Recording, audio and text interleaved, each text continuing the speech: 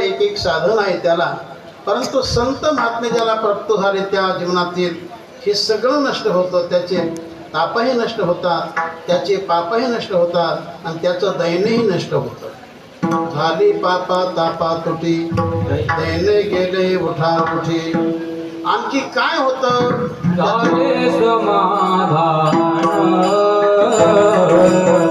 झाले समाधान, झाले समाधान, झाले समाधान,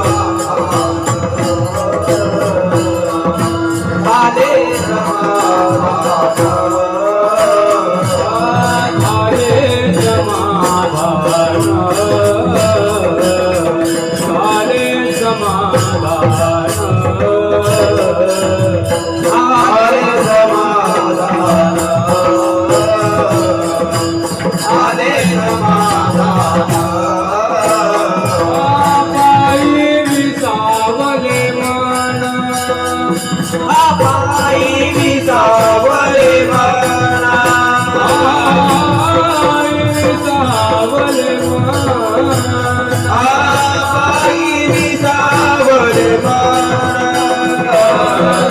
बाबा बाबा तोडे, लाले बाबा बाबा तोडे,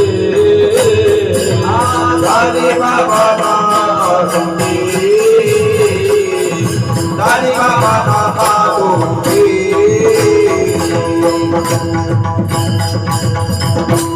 तर या संतांमुळे, संतांच्या दर्शनामुळे अनिष्ट नष्ट झालं, पण इष्ट काही प्राप्त झालं का?